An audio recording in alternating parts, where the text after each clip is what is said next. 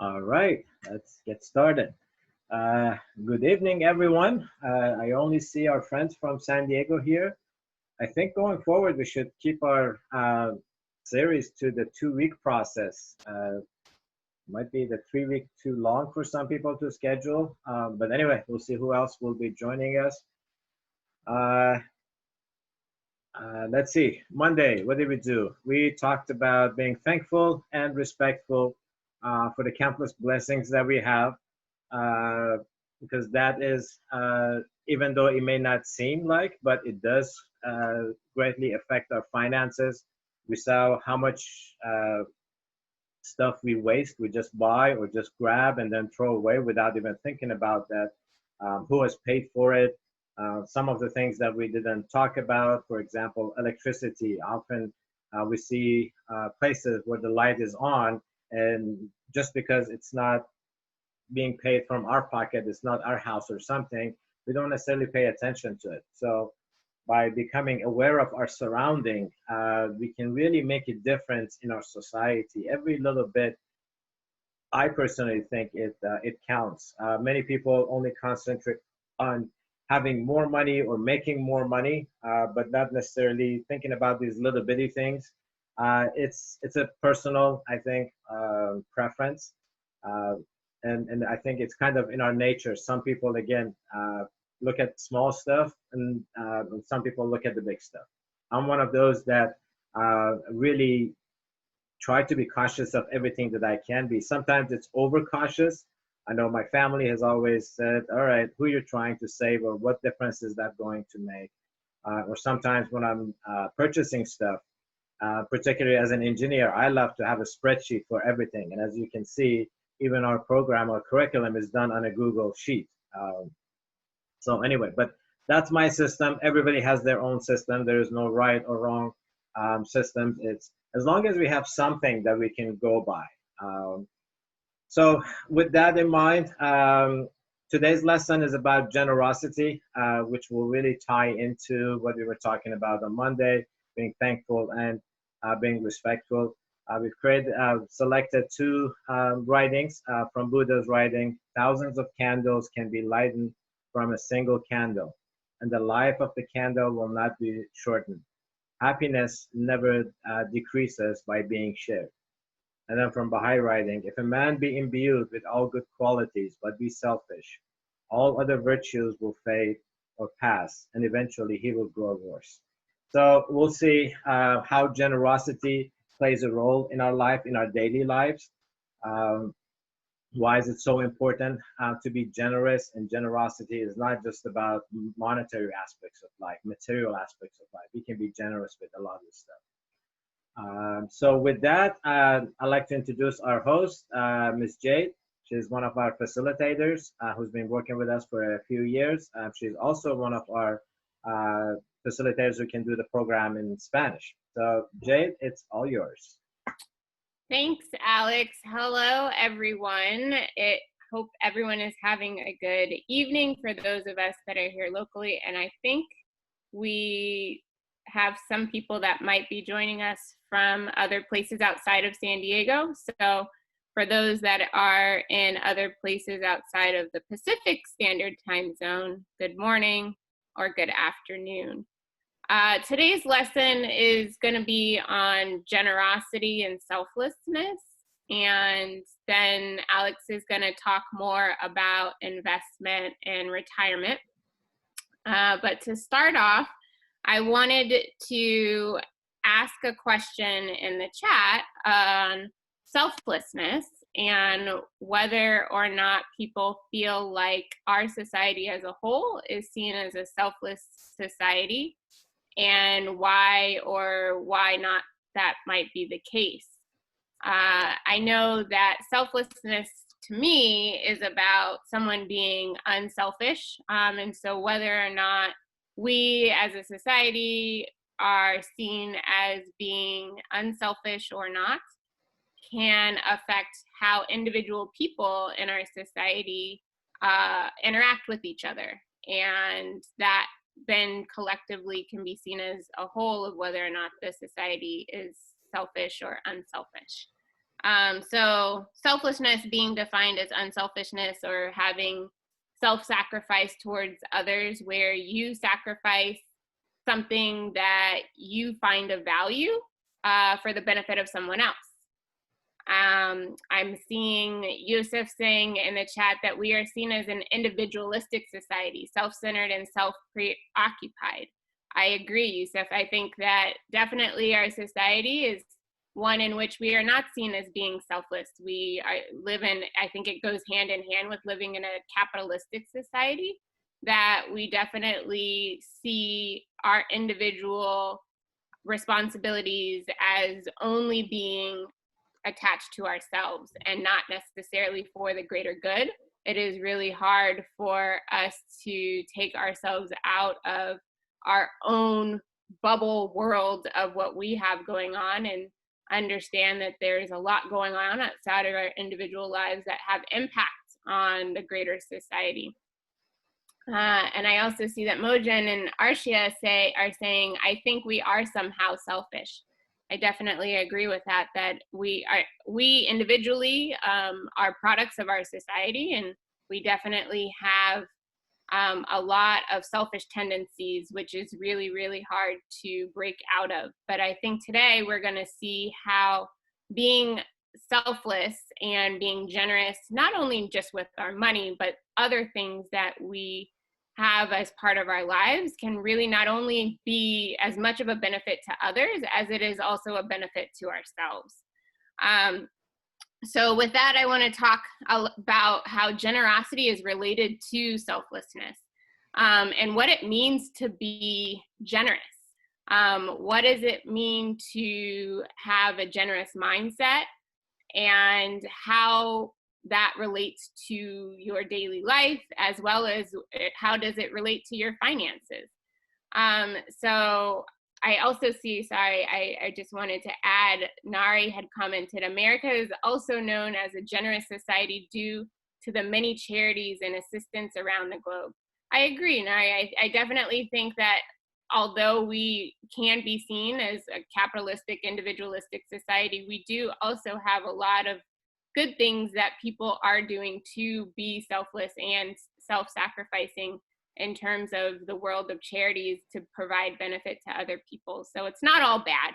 We do have good qualities, and just like we learned from the very beginning in our curriculum about our human virtues and some being stronger and so than others and others being weaker that we can work on, I definitely think that generosity is one that I myself, and I think a lot of others, will continue to work on. It's a lifelong journey in terms of how do we be more generous, and how can our generosity benefit others.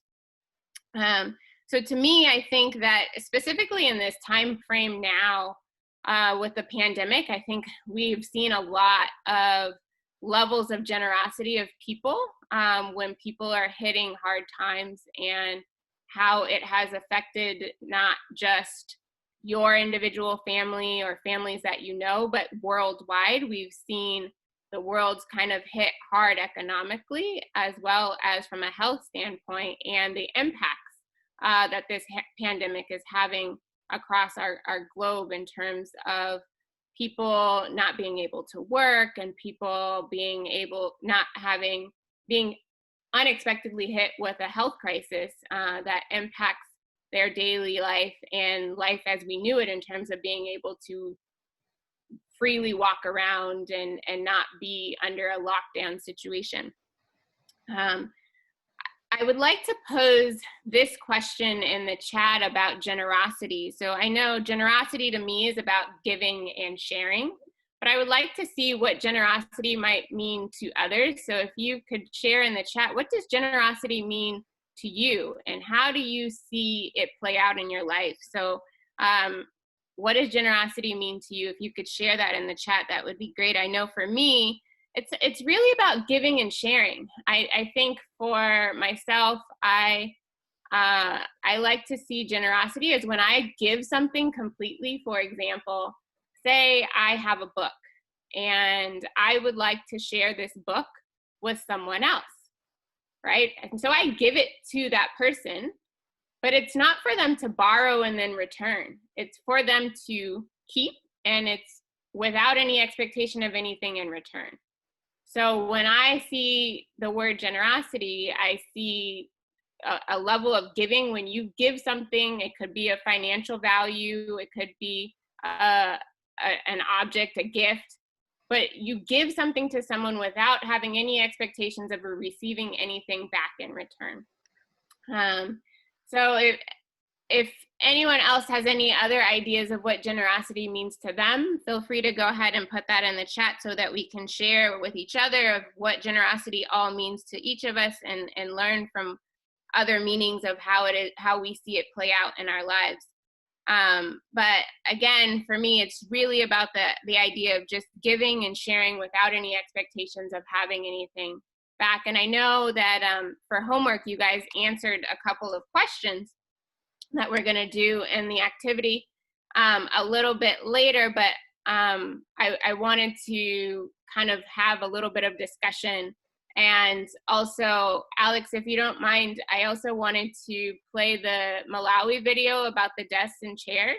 Okay, if you have time, sure, I can do that. It looks like we have some comments coming in. Yosef is saying, generosity means to give. And Mojan and Arshia is saying, I think it is giving and sharing, but it can be not just material stuff we share. It can be a smile to share or give, listening to others. It's definitely true.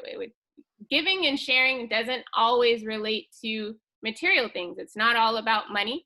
We definitely can share a lot of other things that we have to give to others besides money. And when we get into this activity about joyfulness, we're going to talk about what some of those things might look like that have nothing to do with financial means or anything to do with sharing your money with someone else. When we teach this program in the schools with kids, a lot of times they always first think about that this is a program to do with money, and so we must be talking about, if we share, you must be asking me to share my money with others. And it definitely is not something that is attached to the meaning of generosity. Just because you are generous doesn't mean that you only have money to give.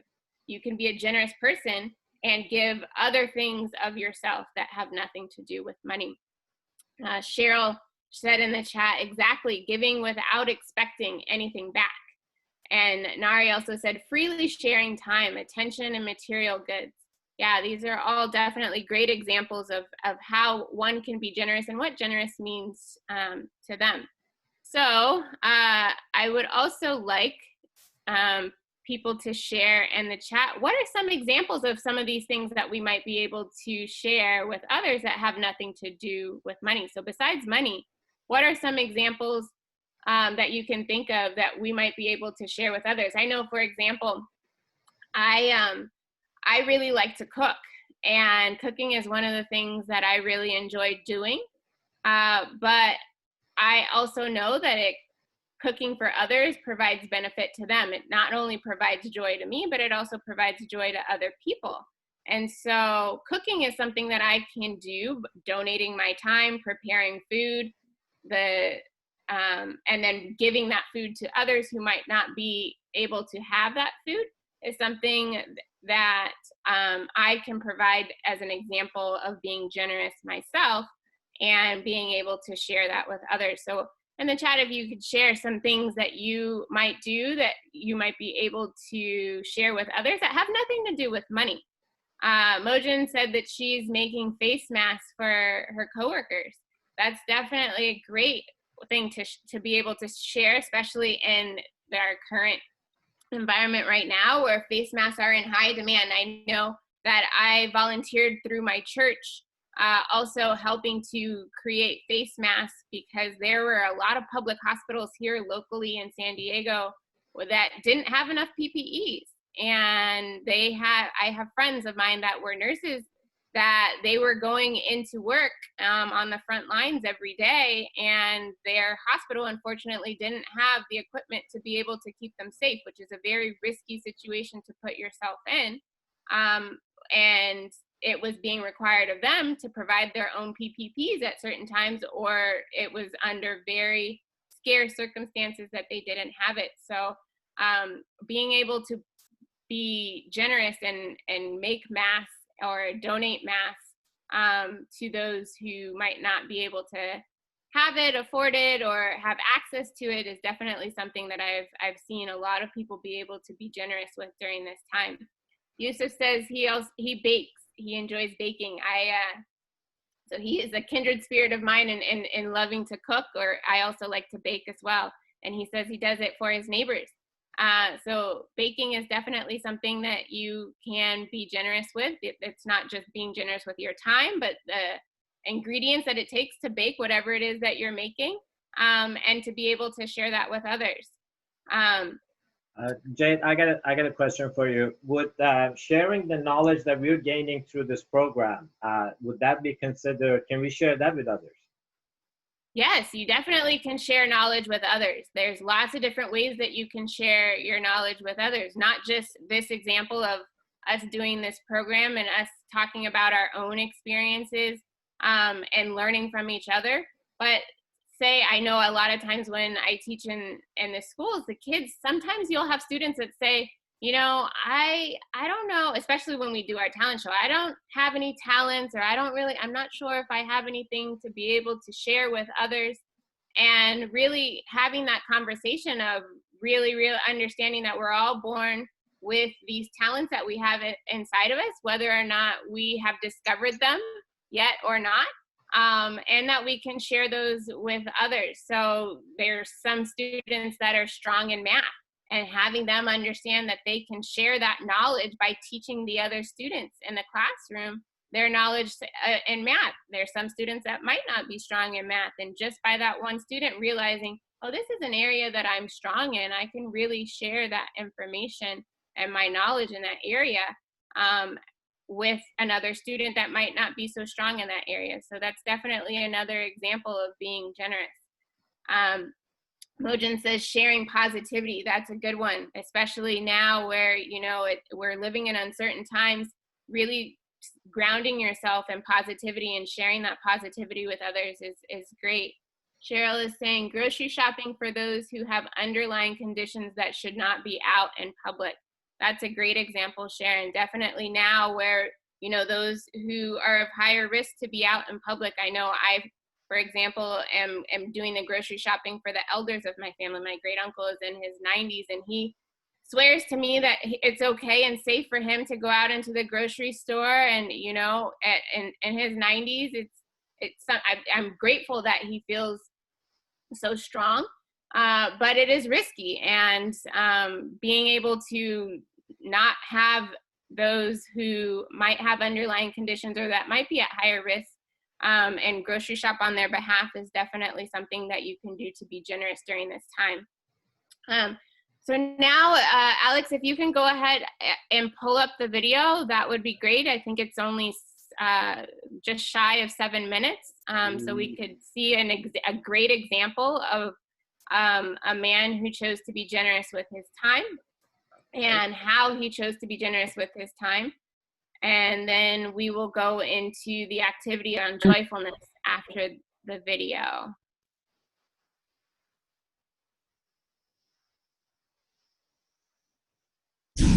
And now to what I did on my summer vacation. I know I'm a little late with my report, but there's a reason. I had a week in August when I could go anywhere in the world and do anything. So naturally, I went to Malawi. Malawi is not a big vacation destination. It is one of the poorest countries in the world. The entire country is a high-risk malaria zone. HIV/AIDS has spread to 12% of Malawi's 15 million people. Life expectancy is 53 years. I went there because a few weeks earlier, a friend who created a charter school in my old neighborhood in Boston told me about her trip to Malawi. She visited schools there and asked teachers what they needed most. I guessed paper, pencils. No.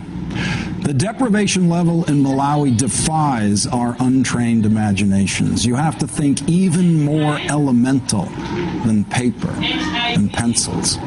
Where would the kids put the paper and pencils if they don't have desks. No desks. Not one. No desks for students or teachers in any of the schools my friend visited.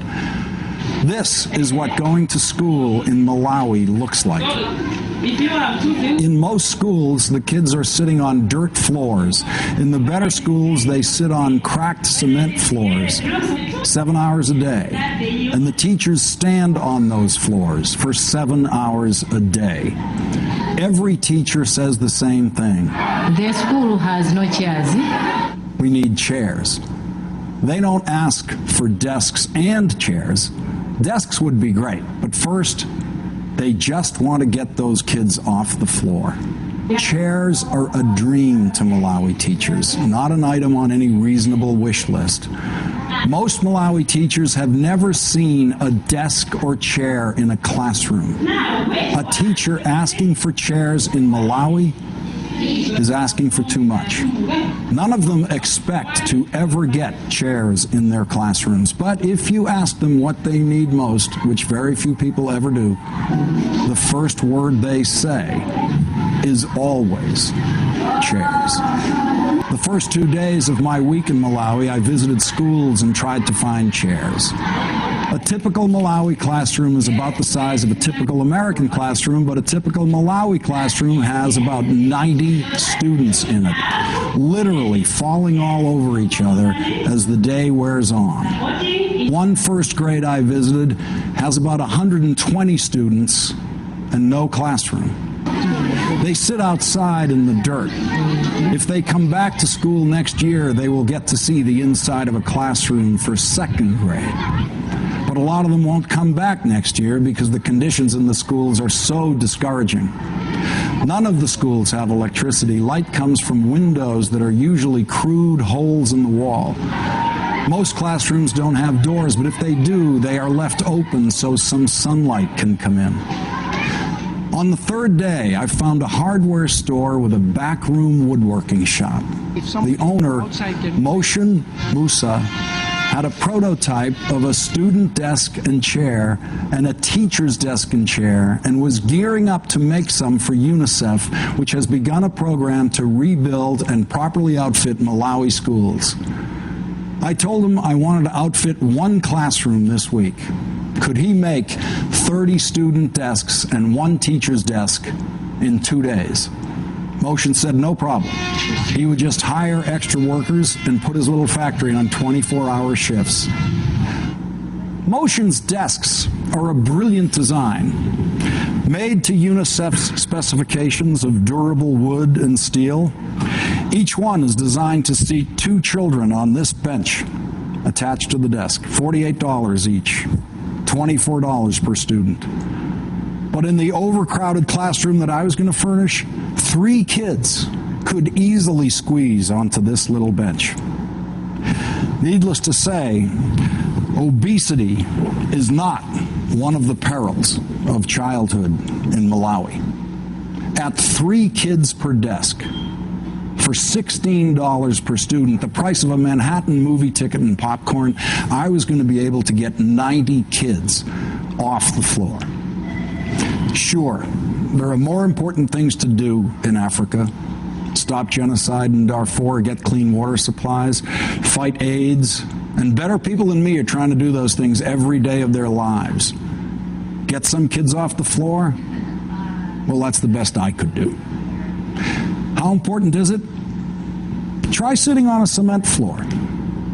You'll be uncomfortable in 10 minutes or less. Then you will be in pain. Your back, your hips, your bum. Now stay there for 7 hours. Now try doing that 5 days a week. And don't forget to read and write while you're sitting on that cement floor. And while you're at it, try to learn something, anything. A language maybe, something that requires real concentration. So how important is it to get chairs in a classroom in Malawi? It seemed important to me. Moshin made good on his promise and delivered the desks on Friday morning to a school bubbling with anticipation. Victor Chinyama, a UNICEF official who helped me find the desk maker, told me what it was going to be like when the kids saw the desks. I can tell you that a desk delivered at the school, that's Christmas for these kids. Christmas comes in December 25th and pretty much nothing happens in their lives. When a desk is delivered to them at a school, that is Christmas. You have made their day, you have made their year, you have made their lives. Malawi is a musical country. Kids burst into song when they're happy. Motion brought some workers with him to unload the desks, but he didn't need to. The kids rushed the truck and did it themselves. And in the space of a few minutes, this classroom became this classroom.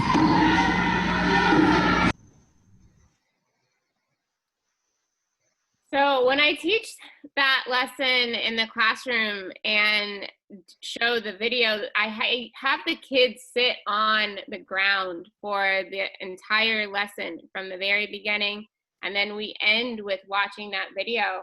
And oftentimes kids in our classrooms here in San Diego, they are squirmy. It's hard for them to sit still. They want to get up. They say that their back hurts, their bottom hurts. And so it's really hard for them to even think about what it would be like, similar to this, to go into school in conditions similar to those students in Malawi that didn't have desks and chairs. And it ties into the lesson that we had on Monday about thankfulness and how we take certain things for granted and how we show respect to certain things that we are thankful for. And really understanding some of the things that we might not even realize just because it's part of our daily routine. And it's something that we are blessed with to have in our society that we don't realize that others might not have, and how that ties into being generous and generosity. In the video, he took his summer vacation to provide these desks and chairs to these students in a community that he wasn't a part of, didn't live in, wasn't his responsibility, and he gave without any expectation of anything in return. And so that, I think, is definitely an example, as we were talking about, of how generosity has to do with giving and sharing. But when you give, you do not expect anything back. It's just for the sole benefit of the person that you're trying to give to. So with that, I wanted to go ahead and turn to the activity 2 in the workbook, which most of you hopefully have done for your homework. So in the chat, go ahead and share an example of a thing or an activity that you do yourself to bring joy to others. And we can kind of see what some of the things are that you yourself are doing to bring joy to others that you can do that you aren't currently doing yet. For example, I had talked about my joy of cooking, but that is something that is an activity that I can do to bring joy to others, because I've been told that I'm actually a really good cook. So it's not that I'm cooking bad food and people are like not enjoying it. So I've been told, and this is not like self-proclaimed, but according to other people, my cooking brings joy to them. So I can use that as an example, as something that I do that brings joy to other people. Okay, Jade, so our next event for our facilitators, you're cooking for us? Because we didn't know that. No problem. I have no problem in cooking and sharing. Oh, okay. That's fine. I warn people that I come from a very mixed background, and so my cooking style has a lot of spices in it, both from Indian background as well as Caribbean background and Creole. And so be prepared for some flavors, is what I will say. I usually have been told to provide warnings prior to people eating. Okay, sounds good. So since majority of today's audience are actually from San Diego, only Jennifer is dialing in from Philippines. So sorry, Jennifer, you won't get to enjoy Jade's cooking, but I think the rest of us, once the pandemic is over and we can get all together, that's the plan. Definitely. Yusuf had just put in the chat to tell jokes and make people laugh. That is a great example of something that you could do to bring joy to others. Comedy is something, especially in our current times that can provide relief to people and help bring joy and put smile on people's faces when things can be so uncertain and we're not sure what things might look like for the future. So definitely telling jokes and making people laugh is a great example, Yusuf. I know some other things that people might not think about, but are simple ones. One of the best examples that my students usually come up with is to smile. And that's something that you might not even really think about, but when smiling is contagious and infectious, right? So when someone smiles at you, it's like one of those things that you usually end up smiling back at them without even consciously realizing it. And just that simple thing can provide joy and change someone's mood. You could be just walking down the street and maybe you're having a hard day and someone just greets you and has a smile on their face, and just something that simple could share your joy with someone else. Mojin says playing with kids, definitely great example. Playing with kids makes them happy, and usually they will let you know if they feel like you haven't played with them enough. They're like, they want to have some fun and play and not work all the time, and enjoy being children. And so that's definitely a great example of something that can bring joy to others. And the second part of this activity, it talks about locations where we might go to help others. So not just about bringing joy to other people, but how we could help other people, and what might be a building or a location where you can go to help others. I know one example that is very common to get during this activity is a homeless shelter. And what we can do at homeless shelters is not just donating in terms of monetary donations, but we can also provide our time, provide clothing that you might not be using anymore, provide toiletries, and there's a lot of different things that can be provided at a homeless shelter. Food bank is another example. Hospitals, these are all places where we can go to donate our time.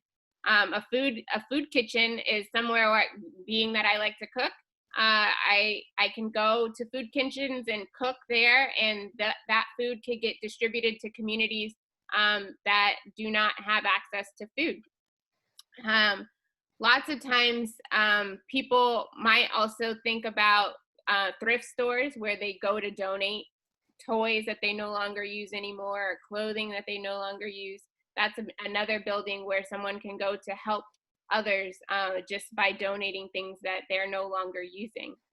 And then the last list here is about what things that we do to bring us joy, that makes us happy.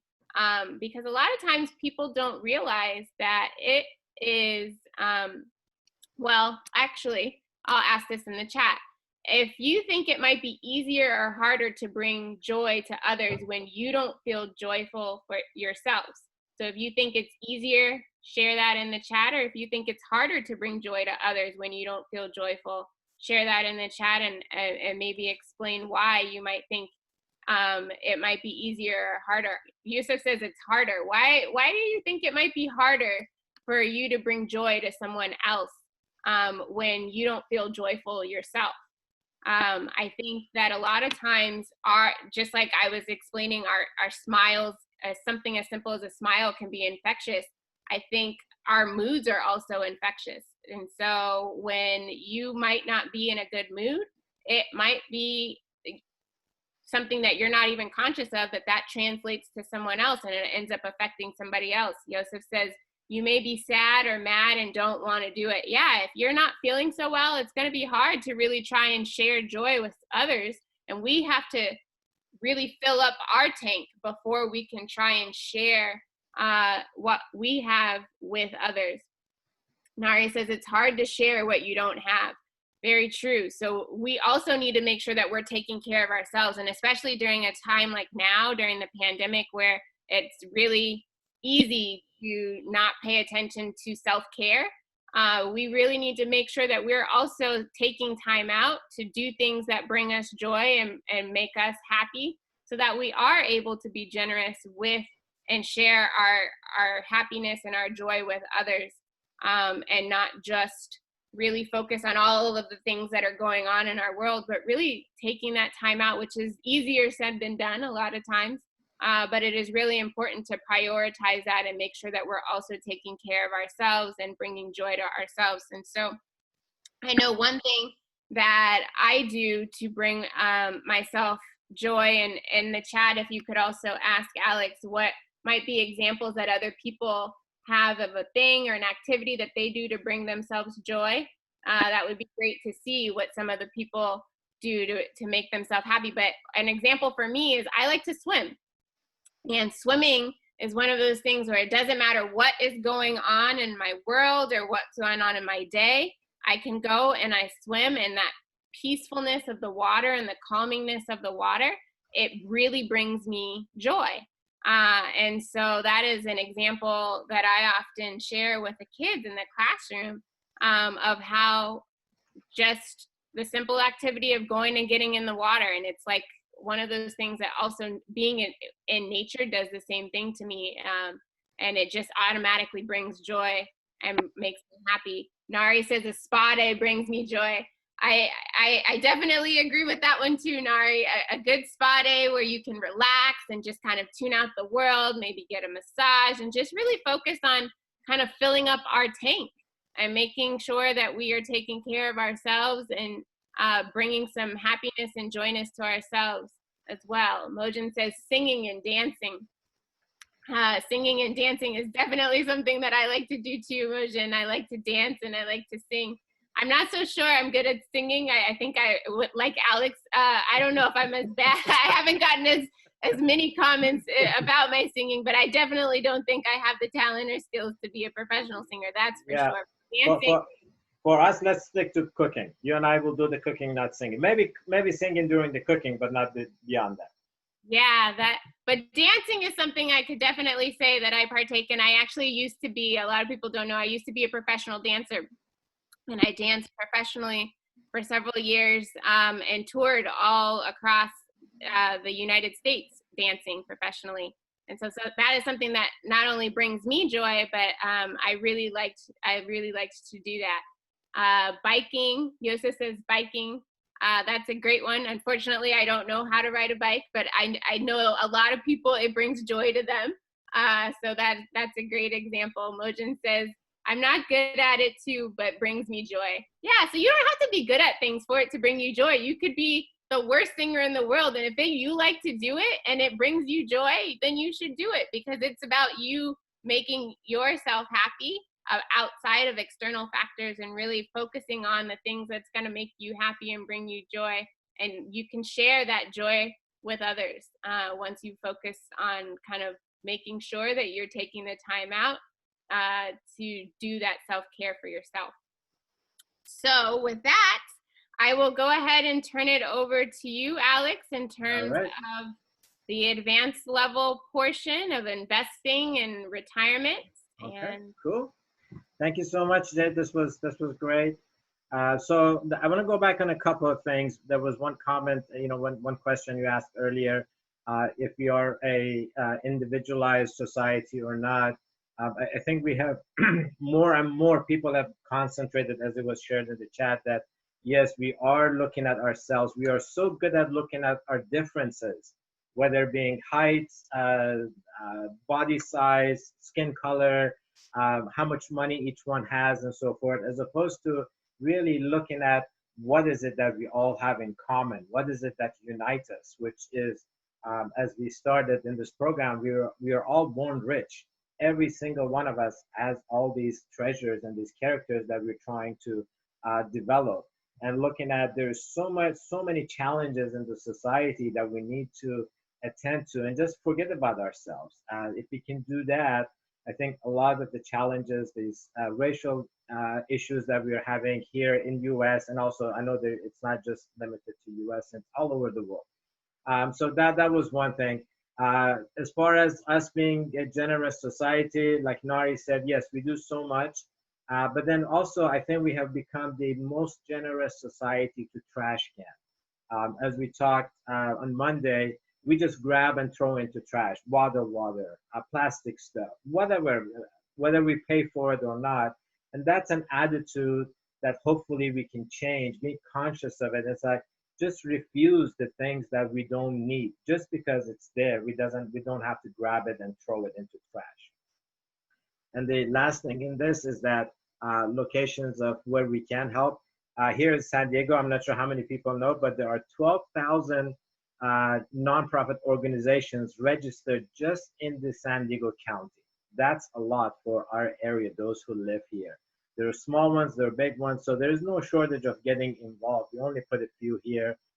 Food bank, we see them on TV these days a lot. Hospitals, schools, but there's so much need that we definitely have to get beyond our basic needs. And that's what we've been trying to do from the get-go, is that, and I'm going to go back to that so we can get into generosity, this table that we had, if I can find it, this one, yes. So we're always investing in our future. In the mother's womb, we're preparing for this world.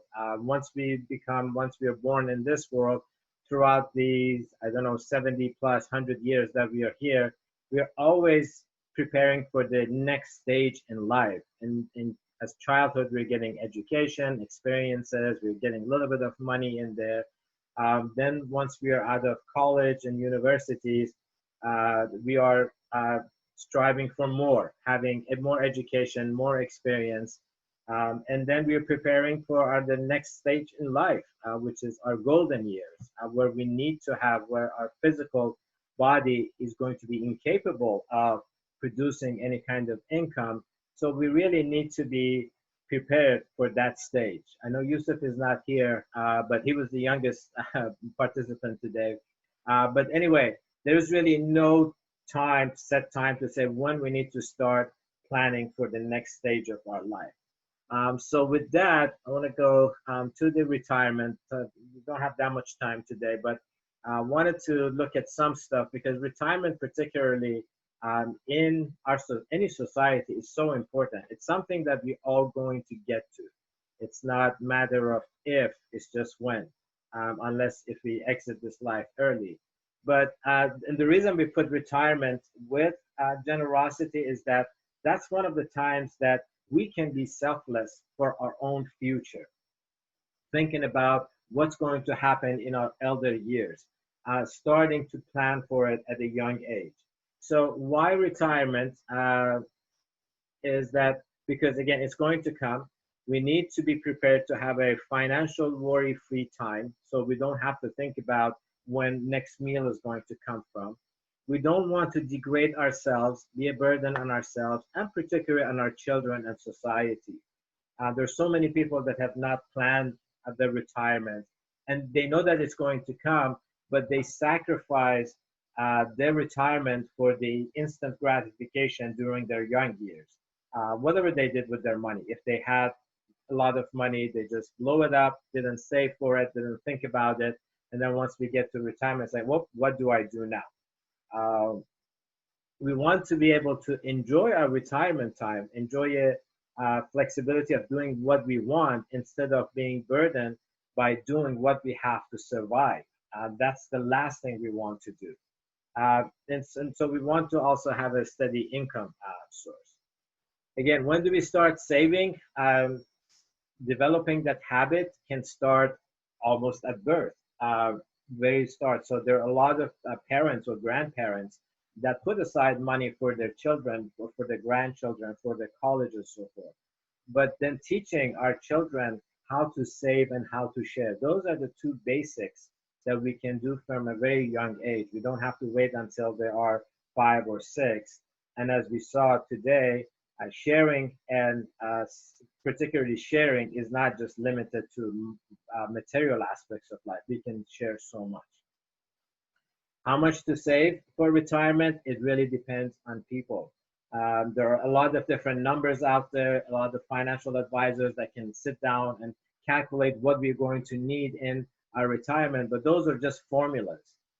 We have to really see what is it that we can do. If we develop the habit of being conscious of the money that we have spending at all times, I cannot say I guarantee it, but it is a very good chance that we will have enough money for the future. Whatever we can do until we get to the point that we don't have to work for money. So retirement is something that we have to deposit and invest. For example, while you're saving for, let's say, the next cell phone, $500 to $1,000, we know that we can keep on saving that money either in a jar or in a bank account, and we will be able to save that money fairly quickly.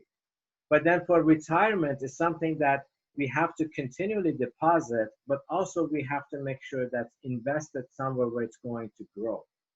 This is something that we'll talk about on Friday, the differences between a savings account and a investment account. The savings account, as we shared, I think, earlier in the series, here in US, at best, we are getting regular savings accounts are giving us 0.01%, meaning that if you put $100 in there for 1 year, at the end of the year, we have $100 and 1 penny. That will not support us in retirement. Even if we do, there are like other types like CDs or things that could go up to like 1.5% or 2% as far as return. That is still not enough because our societies, our economies are usually growing much faster, 3-4% every year if there is no inflation. Where do we invest? There are a lot of investment vehicles. There are real estate, there's stocks, there's mutual funds. Depending on where we live, we have to look into, we will not get too much into the details of these vehicles because everywhere is different. But here in US, these are some of the examples that we have. Now, let's take a look and see what is the cost of procrastination if we wait. So we have two examples in here. Let's say if a person, an individual, starts putting aside money for retirement, specifically somewhere that it cannot be touched until the retirement age of 65. So we start at age 35 until 65. So that's 30 years. If this person sets aside $10 per day, and we can find an investment vehicle that gives us 7.5% growth rate per year. Over that 30 years, this person would have put in a total of $110,000. At 7.5% after 30 years with a deposit of $10 per day, that account would worth $400,000. So that is about 4 times as much, or 270%.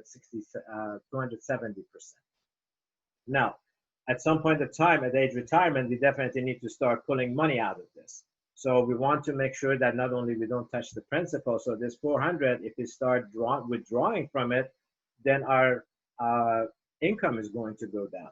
So based on that, if we continue that 7.5% interest, ideally we can pull out $30,000. So that is about, what is it, $2,000 a month or something like that.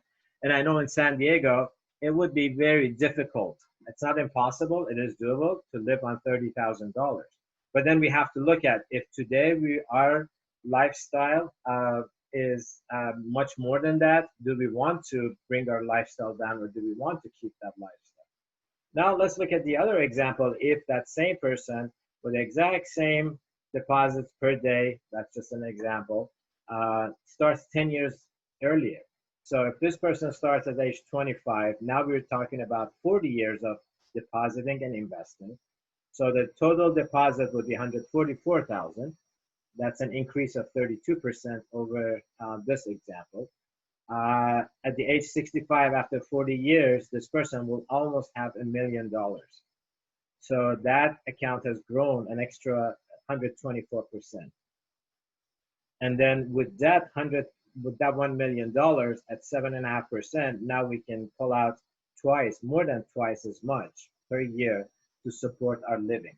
So that's just an example of see what difference does it make when we start 10 years younger or even younger than that. If our parents can help us, if we're parents and we can help our children start saving for retirement, even though they may not understand. Of course, there's college, there's buying a car, there's all kinds of other stuff. But if we can help our children and youth develop these habits of savings, it really doesn't matter what you save for and what you are investing. So if there's any questions so far about, this is just generic about retirement and investment. So if you have any questions, put it on the chat, please. I'm going to share some specifics because we have only Mushkan left. I think Cheryl was having difficulty with her internet. But then for those who'll be watching this a little bit later, uh, so there are certain type of retirement accounts here in U.S. That I think most of us are familiar with. Some are sponsored by the place of work where we do work, and mostly any place that we work, they do offer these, which are called 401k. Uh, these are type of retirement accounts that I don't know exactly when they were set up, but probably back in the 60s or earlier. These accounts are set up so it encourages people to put money aside and discourages them from taking money out until they're retired. So this is how they work. A 401k account is basically set up by an employer wherever we work. There are contribution limits. It's not like we can put unlimited amount of money in there. It's set up by the IRS guidelines and also by the employers themselves. They can set those limits. Some employers match up to a certain percentage. So for example, an employer says you can put in $6,000 every year into your 401 account. And then from that, I will match the first $500. So that is like free money that employers are willing to give to their employees. It's a great benefit to take. It's free money that can sit in this 401 account. Anything that goes into the traditional 401 account, you see that there is a traditional and there's a Roth because there are different types. So anything that goes into a traditional 401k account is contribution pre-taxed. So we do not pay any tax on the money that we put into a 401k account, but then it is taxed at the end when we do pull it out. And the reason for that is the thought process that maybe during our golden years when we're retired and pulling money out, our tax bracket is a little bit lower. So we pay less tax during that time. These accounts do have penalties and taxes apply to them if you do withdraw. People can withdraw from these accounts, but again, there's usually about a 10% penalty on how much you pull out before age 65 or 67, whatever the retirement age is.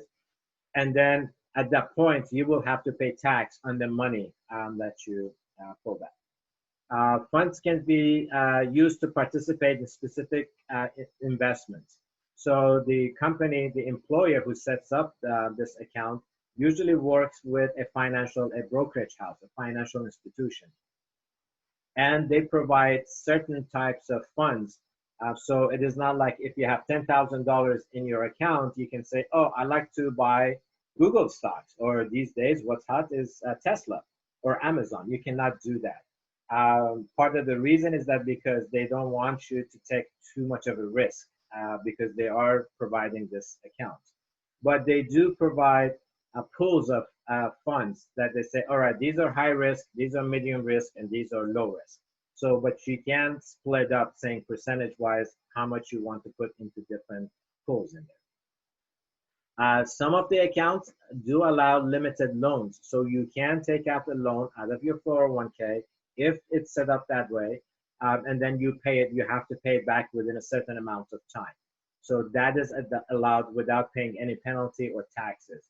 Or during the current time, because of the pandemic, the IRS is allowing, I don't remember the limits, but there are people can withdraw from their 401ks or retirement accounts, but they do have to put it back within a certain time frame before there are penalties and taxes imposed on it. The difference between a traditional and a Roth is that the only difference, well, there are a few differences. When we put into a Roth 401k, then we pay taxes on the money that goes in. But then when we take out, whatever we take out of the account at the retirement, then there is no tax on it. So we pay only tax on on the deposit that we put in, but then whatever we take out, which could be the principal and also the growth that the account has had, there are no taxes imposed on it. So those are the things that you would need to consult with your financial advisor, how to do, what to do. That's beyond the scope of this workshop. We're just showing how the system works. Now, let's say if you do not work for an employer, or you're outside, or you leave your employer, um, there are other options that you can take. So these are called IRA accounts, individual retirement accounts, and they very much work with the fairly same as 401s. So anybody can set up a IRA account, and there are limitations of how much money we can put in there every year. But then you can bring money from a previous employer. So let's say you're working for example, here in Qualcomm, and then you retire or you decide to leave. You have a 401k at Qualcomm. You do not have to keep it there. Sometimes the employers actually require you to transfer that money out. You do not want to cash it out because then you have to pay penalty and taxes. So what do we do? That is called a rollover. So this 401 account can be rolled over into an IRA account, and there is no limit to it. You could have hundreds of thousands of dollars in there and then just roll it over into an IRA account. Now, IRA accounts, they also have, there's the rollover that we talked about. There is the traditional. These are some of the limits that up to when contributions are allowed, and when contributions, there are certain mandates of when we have to start taking some contributions out. And it works same as the traditional 401k. Whatever we put in there, if we put our own money in there, we don't have to pay tax on it, but then we are taxed at the end when we pull it out. The other type is a Roth IRA account, which works the same way. We put money in after paying tax into it, but then whatever we pull out at the end, there is no tax imposed to it. Other benefits of a Roth IRA account is that they can be used for purchasing our first home. So sometimes we don't have to wait until retirement age. It can be used for educational purposes, for higher education, that it can be used for. So there's a lot of more flexibility with the Roth IRA account. Let's see, the limits, there are definitely annual limits that changes every year. And I want to kind of stop here, see if there's any questions so far about these type of accounts that we mentioned as we're getting close to the end of our talk. I know we had talked about getting into investing. Oh, another benefit of these IRA accounts is that within the IRA accounts, now you have total flexibility on where to invest your money. It's good because you have more control, but then it could be dangerous because you can invest anywhere. And if you're not a savvy investor, it could be risky. For example, stocks are one of the very riskiest type of investments that we can have.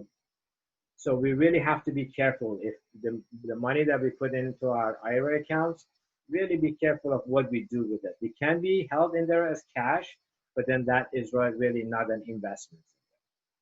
All right, so while we're waiting for questions, let me just share what we're going to be doing on Friday. Schedule, which is here.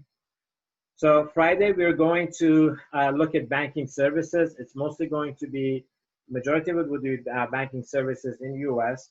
We will continue, what I like to do is continue from the credit lesson. We did not get a chance to get into credit cards and also looking at a credit report and a credit score. There was a lot of